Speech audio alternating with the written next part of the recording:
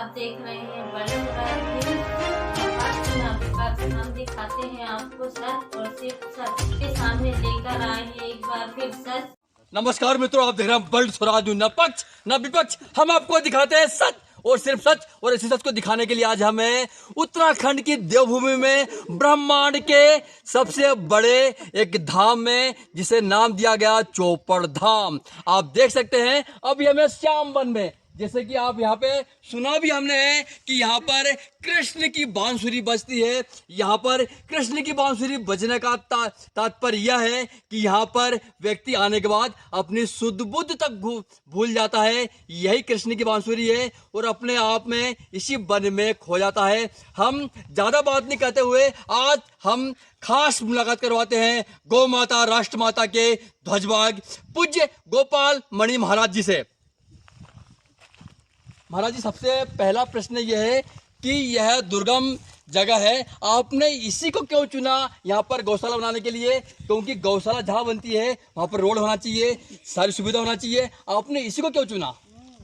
देखो, हमारे यहाँ यात्रा का जो मतलब है, यात्रा का या माने जो और त्रा माने त्रास, जिसमें आपको त्रास उठाना पड़े। त्रास हमारे यहाँ बोलते हैं कि अरे बड़ा त्रास होएगा, बड़ा विपदा, परेशानी, तो उसको कहते हैं यात्रा। तो हम चाहते हैं यहाँ तो यात्री आएंगे, कोई पर्यटक तो आएगा नहीं। हाँ, तो यात्री को तो त्रास होने चाहिए ना, कष्ट होना चाहिए। इसलिए देख लो, भगवान नागराज ने रोका और सड़क को हमने नहीं रोका।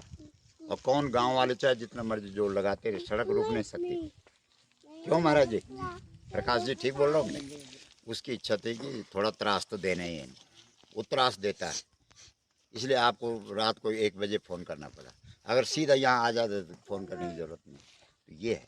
अच्छा, ये है। हाँ। और दूसरा प्रश्न ये है कि जहाँ पर गोदाम होता है वहाँ पर सारी सुविधा होना चाहिए। हाँ। सुविधा भी तो बहुत कम है। यहाँ पे जो एक नमक की थैली है, आपको बताया कि नमक भी यहाँ पर बड़ी मुश्किल से आ पाता है। आप देख सकते हैं यहाँ पर सारे श्रद्धालु हैं, यहाँ सारे भारत का प्रतिनिधित्व हो रहा है। यहाँ पंजाब भी है, हरियाणा भी है, गुजरात भी है, मतलब कि एक पूरा भारत का प्रतिनिधित्व हो रहा है। इतनी बड़ी व्यवस्था को जुटाने के लिए एक संसाधन की व्यवस्था होना बहुत जरूरी है। और रोड तो प्रभु अभी आया है, रोड तो अभी आया है, इससे पहले व्यवस्था खराब थी। यहाँ पे मतलब जो साधन थे अब पीठ पे लेके आते थे। बिल्कुल, सुविधा का मतलब साधन ही होता। और सबसे पहले ये सोचना पड़ेगा हमको कि हम यहाँ यात्रा में अगर जा रहे हैं तो यात्रा में साधन चाहिए कि साधना चाहिए? सब लोग जवाब दो। साधना। सुन रहे हैं पत्रकार जी? आपका वर्ल्ड स्वराज जो न्यूज़ चैनल है, उसको ये सब चिल्ला करके बोल रहे हैं कि भाई साधना चाहिए, साधन नहीं चाहिए। साधन केवल इतना चाहिए कि शरीर सुरक्षित रहे। बिल्कुल। उसके लिए थोड़ा अन्न मिल जाए, थोड़ा रहने के लिए कहीं छाया मिल जाए, बिल्कुल, पानी वानी मिल जाए, तो वो सब है, सारी व्यवस्था है। हाँ। अब आप साधना न करें या मतलब जो जनता है उसमें हम लोग क्या करें? और एक आपका सबसे बड़ा महाआंदोलन है, इसने देश नहीं अपितु पूरे विश्व में एक अलग जगाई है गौ माता राष्ट्र माता के लिए। क्या आपको कोई चिन्ह मिला है कि आपको कोई लगे कि गौ माता राष्ट्र माता पक्के में बनेगी ही बनेगी? बनाना पड़ेगा सरकार को, इसका हमको चिन्ह मिला। हाँ जी, क्योंकि भरत जी को चिन्ह मिला, प्रभु करी कृपा पावरी दीनी सादर भरत शीस धरि लीनी, तो चिन्ह मिल गया। तो उस चिन्ह के मिलने से ये पक्का हो गया कि भाई राम वापस आएंगे और राजा बने। ठीक है। इसी प्रकार से भरत वो अपने उद्धव जी को भी चिन्ह मिला, भगवान की खड़ाऊ मिला कि नहीं? तो जिसको भगवान अपना चिन्ह दे देता है उसके जीवन की यात्रा का सफलता का चिन्ह है। तो अब गौ माता राष्ट्र माता बने तो पूरी पृथ्वी स्वर्ग बन जाएगी। अगर गौ माता राष्ट्र माता बनाते बनाते हम लोग शरीर नश्वर है चले गया तो हम दिव्य स्वर्ग में, तो हमारे तो दोनों हाथ पे लड्डू है। ठीक है नहीं? तो इस ध्येय को, इस लक्ष्य को कि भाई ऐसे मार्ग पे चलो जहाँ जाने से आदमी उसकी जीवन यात्रा सफल हो। लगे हुए यात्रा की बात निकली तो आपको हम दिखाएं। यात्रा की बात निकली तो आपने शून्य बजट में जो 676 जिलों की यात्रा की, आपने गंगोत्री से दिल्ली तक की यात्रा 0 बजट में कैसे कर ली, लेकिन इसके लिए करोड़ों बजट पास होता है, इसके बाद यात्रा होती है, इसमें क्या बोलेंगे आप? देखो, हमारी यात्रा या हमारे जितने भी भगवत कृपा से कार्य जो भी चल रहे हैं, ये बजट को ध्यान में रख करके नहीं चल रहे कि भाई कितना बजट है और क्या है।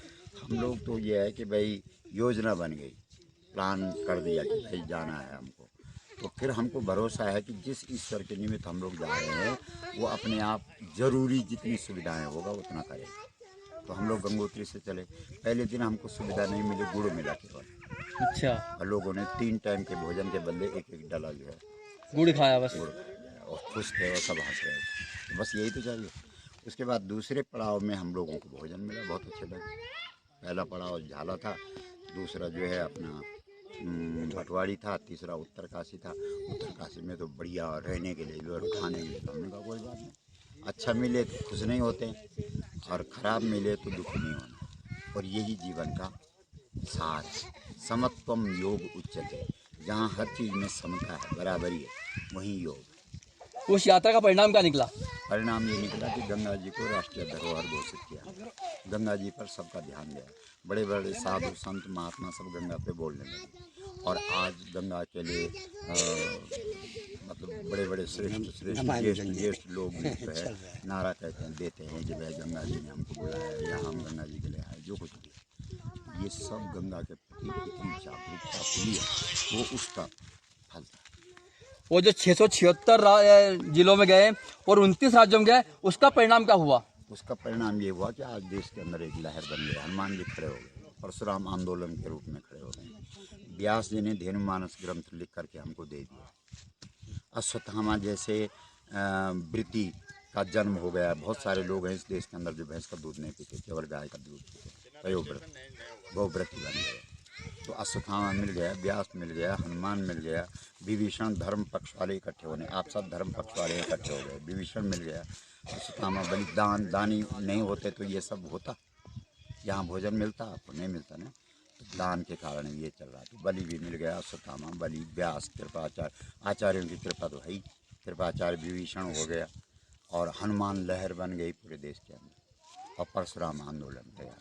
ठीक है जी। और जो एक प्रश्न है इसमें यह भी उठता है कि आज हम जो पहले के युग में गौ माता को माँ माना जाता था, तो जहाँ जहाँ गौ माता थी उसका दूध गिरता था, माँ शिवलिंग प्रकट हो जाता था। जैसे ही हमने उसे माँ मानना कम कर दिया तो शिवलिंग अपने आप में मतलब कुंठित हुआ, और वो जैसे कि हम एक पूरे देश में एक लहर बनी है गौ माता राष्ट्र माता की, तो वही शिवलिंग आज निकल रहा है। मेरा सीधा सा प्रश्न है ज्ञानवापी पे। ऐसा है कि हमारे यहाँ जब गाय का दूध पीते थे लोग, तो केवल धरती पर जहाँ दूध गिरता वहीं शिवलिंग प्रकट नहीं होता था। हमारे हृदय के अंदर रहने वाला जो शिव है वो प्रकट हो जाता था। जैसे कल आपने कथा में सुना कि शरण जी कह रहे थे कि भाई यहाँ का कंकड़ कंकड़ में शंकर का दर्शन किया। किसने? कृष्ण ने। और उनको लगा कि हम पैर कैसे रखें, तो उनको याद करना पड़ा कि कौन सा शरीर बिना पैर का है। तब उनको लगा भाई नाग का शरीर बिना पैर का है, तो वो नाग बन गए। तो यहाँ के कंकड़ कंकड़ में शंकर किसको देखा? कृष्ण को देखा ना। और कृष्ण क्या पीता है? गाय का दूध पीता है ना। तो गाय का दूध पीने वाले के लिए पत्थर पत्थर नहीं है, पत्थर शंकर है, कंकड़ कंकड़ नहीं है, कंकड़ शंकर है। जब से लोगों ने गाय का दूध पीना बंद किया, तब से प्रत्यक्ष शंकर खड़ा भी हो जाए तो उसको भी वो पहचाने वाले नहीं। जी, मतलब कि आपका सीधा सा मानना है कि आज का हमारा युवा और आज के बच्चे यदि गौमाता का दुग्ध का पान करें तो उनके हृदय में शंकर प्रकट हो सकता है। बिल्कुल प्रकट क्या होगा, वो शंकर जैसे हो जाएंगे, शंकर जैसा उनका व्यवहार हो जाएगा, शंकर जैसी उनकी सबके कल्याण की भावना जागृत हो जाएगी। एक आखिरी प्रश्न है कि आपका अगला लक्ष्य क्या है? अगला लक्ष्य, जीवन का लक्ष्य भगवान ने हमको भेजा ही इसलिए है कि विप्रधेन सुर संत हित लीन मनुज। अवतार क्यों रखे? अवतार शब्द को रहने दो कि भाई आप इन 4 के लिए मनुष्य बने।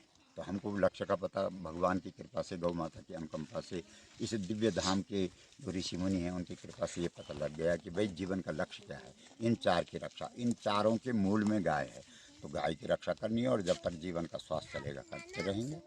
2023 के लिए क्या बोलेंगे आप? 2023 में हमको भरोसा है कि पूरे देश के आप जैसे लोग, पत्रकार, पूरे देश के बड़े बड़े जो चैनल हैं वो पत्रकार जागृत हो जाएं, आप अपनी जान पहचान का प्रयोग करें और सारे पत्रकार इस बात को करें कि 23 में आर और पार हो रहा है, यानी इस देश के 80 करोड़ सनातनियों की परीक्षा का अवसर है। तो हो सकता है कि वो कृपा कर दे और लोगों की जागृति हो जाए और करोड़ों लोग वहाँ पहुँच जाए, इसमें लगे हुए हैं। तो मतलब गौ माता राष्ट्रमाता बनेगी तो जो भारत की पहचान थी सोने की चिड़िया, क्या तो अब गौ माता राष्ट्रमाता बनेगी तो क्या भारत सोने का शहर हो सकता है? सबसे पहले तो पत्रकार जी, हम ये चाहते हैं कि आप सोने की चिड़िया न बोलें, क्योंकि सोने की चिड़िया के रूप में अंग्रेजों ने भारत को देखा, क्योंकि उनके लिए चिड़िया थी, व्यापारिक दृष्टि। हाँ, व्यापारिक दृष्टि और चिड़िया थी उनके लिए। हाँ जी। हम लोग हमारे यहाँ सोने का पहाड़ है, इसलिए हम ये न बोलें कि ये सोने की चिड़िया थी, हम बोलेंगे सुमेरु पर्वत है ये, मतलब स्वर्ण का पर्वत है, सोने का पहाड़ है। और वो पहाड़ है जिसके ऊपर हनुमान जी, जिसके लिए हनुमान जी जब उड़ रहे थे तो उनके लिए वो पहाड़ खड़ा हो गया, वो पहाड़ है ये। तो वो पहाड़ बन जाएगा किस दिन? जिस दिन गौ माता राष्ट्र, उसी दिन से। बिल्कुल।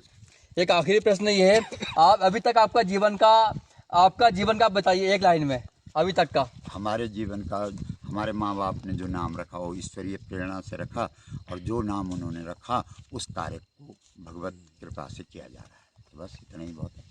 ठीक है भाई साहब, आपका परिचय? मैं होम्योपैथिक डॉक्टर हूँ और जो है कि गुरुजी के साथ जुड़ा हुआ हूँ। गुरुजी का आशीर्वाद प्राप्त है। गुरुजी से थोड़ा सा प्रेरणा मिली है गौ माता की रक्षा के लिए, गौ माता को राष्ट्र माता बनाने के लिए, गौ माता की सेवा के लिए। गौ माता के प्रति गुरुजी ने हमारे मन में एक विशेष प्रेम पैदा किया है। गाय का महत्व बताया है हमारे को, गाय को हम जानने लगे हैं। बस यही मैं आपको बताना चाहूँगा।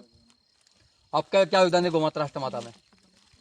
गौ माता राष्ट्र माता बनाने के लिए हम जो है कि पूरे दिल जान से लगे हुए हैं। जो कि जितना प्रचार प्रसार जो है कि जितना लोगों को जोड़ रहे हैं, लोगों को जागृत कर रहे हैं, गाय की महत्ता बता रहे हैं, गाय का दृष्टिकोण बता रहे हैं, दैविक दृष्टिकोण बता रहे हैं, आध्यात्मिक दृष्टिकोण बता रहे हैं, और जो है कि औषधीय दृष्टिकोण लोगों को दिखा रहे हैं।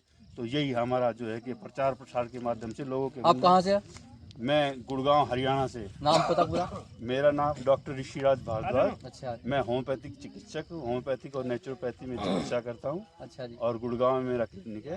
ठीक। हाँ जी। और गौशाला से मैं जुड़ा हुआ हूँ। ठीक, आपका धन्यवाद बहुत बहुत। हाँ। अच्छा, आपका नाम? आपका? मेरा नाम चंद्रकांत शर्मा है और मैं दिल्ली मेहरौली में रहता हूँ। हाँ जी। और गुरुजी के साथ हम जुड़े हुए हैं गौ माता के आंदोलन के लिए। हाँ जी। और हमारा तन मन से पूरा सहयोग रहेगा गुरुजी को। गौ माता को राष्ट्रमाता बनाना है तो बनाना है। आपका धन्यवाद बहुत बहुत। हमारे साथ जुड़ चुके हैं संस्कृति मनीषी, जिसे हम संस्कृति मनीषी बोल सकते हैं। संस्कृति मनीषी क्यों बोला? क्योंकि जो संस्कृत क्या हुआ, चल हम खास मुलाकात करवाते हैं डॉक्टर राम भूषण जी बिलवान जी से। हाँ जी, आपका क्या सहयोग रहेगा गौ माता राष्ट्रमाता आंदोलन में? अरुण जी, हमारा सौभाग्य है कि हम, पहली बात तो है, मैं बार बार इस बात को कहता हूँ कि धन्यास्तुते भारत भूमि भागे। यह जो भारत भूमि है धन्य है, और इससे भी धन्य वो लोग हैं जिनका यहाँ जन्म हुआ है। तो मैं तो अपने आप को परम सौभाग्यशाली समझता हूँ कि भारत में जन्म, और भारत में भी कहाँ जन्म हुआ है, इस दिव्य धाम उत्तर द्वारिका में, जहाँ पर इस कलयुग में भगवान कृष्ण और राधा रुक्मणी अपने सभी गोपियों के साथ आज भी विचरण कर रहे हैं। बार बार इस बात को कह रहे हैं कि वंशी विभूषित करा। अगर वंशी अगर कहीं विभूषित हो रही है तो इसी वन में हो रही है। और निश्चित रूप से जो गौ माता राष्ट्र माता का संकल्प है वो यहीं से ही प्रारंभ हुआ है। और आपने देखा होगा दुनिया में बरसाती, जब श्रावण का महीना जब बरसात आती है तो कई नदी नाले गाड़ गधेरे जो है पानी भर जाता है, लेकिन कुछ दिन बाद वो सूख जाते हैं। लेकिन आज के समय में लेकिन उत्तराखंड की धरा से जो माँ गंगा वर्षों से निकल रही है, कई हजार वर्षों से, वो आज भी निरंतर प्रभावित हो रही है। तो ये विचार उत्तराखंड का है, ये कहीं सामान्य गाड़ गधेरे का विचार नहीं है। ये उत्तराखंड देवभूमि का विचार है, ऋषियों का विचार है, देवताओं का विचार है, ये देवतात्मा हिमालय का विचार है। ये कोई सामान्य ऋषि का विचार नहीं है। ये गौ ऋषि परम सरदेय या गोपाल मणि महाराज जी का विचार है, जिन्होंने पूरी देश और दुनिया में अकेले तो हम नहीं कहेंगे उनको, भौतिक रूप से अकेले हैं वो, उनके साथ तो ऐसी अद्भुत दिव्य शक्तियां निरंतर उनके साथ चलती है कि आप आज के कलयुग में आप कल्पना नहीं कर सकते हैं। तो ऐसे परम श्रद्धेय गौ ऋषि का संकल्प जो गौ माता, राष्ट्र माता और 2023 मिशन 2023 के लिए कथा यहाँ पे 7 दिन की हो रही है। और 2023 गोपाष्टमी 20 नवंबर के दिन पुनः, वैसे तो उससे पहले हमें लगता है कि इस देश की सरकार, क्योंकि राम मंदिर बन चुका है, अब केवल गौ माता को सजाना है, गौ माता को प्रतिष्ठित करना है। और मुझे लगता है कि उससे पहले गौ माता प्रतिष्ठित हो जाएगी, और नहीं हुई तो 2023 में दिल्ली के अंदर 20 नवंबर को फिर अरुण जी मिलेंगे। और पूरे देश और दुनिया, और हमारा तो परम सौभाग्य है कि भाई हम समृद्धम सौभाग्यम, निश्चित रूप से अगर समृद्धि कुछ है तो यही है हमारे पास। अगर कुछ भगवान ने समृद्धि दी है तो यही है कि हम गौ से जुड़े हैं, इसके अलावा और कुछ नहीं है। आपका बहुत धन्यवाद। आप मुलाकात करवाते हैं पंडित जी से। आपका क्या योगदान है गौ माता राष्ट्र माता कार्यक्रम में? आपका योगदान क्या रहेगा गौ माता राष्ट्र माता आंदोलन में? क्योंकि जो ब्राह्मण होता है, गौ और ब्राह्मण की रक्षा के लिए ही ईश्वर का अवतार होता है। तो आप भी ब्राह्मण है, आपका क्या योगदान रहेगा? हम जो है भगवान से, नागराज से यही प्रार्थना करना चाहते हैं कि भगवान जो है सबको सद्बुद्धि दे और सारे देशवासियों को सद्बुद्धि दे। सब एकजुट होकर के जो है गौ को राष्ट्र माता बनाने की महान कृपा करें और सब इस मिशन में जुड़ जाएं। और हम जो है इस मिशन में जुड़ी रखे हैं हृदय से और पूरे सहयोग के साथ जुड़ रखे हैं। और सभी लोग जो है, जितने भी हमारे देशवासी हैं, सब लोग जो है गौ माता को राष्ट्र माता बनाने की इसमें जो है जुड़ जाए। आपका बहुत बहुत धन्यवाद।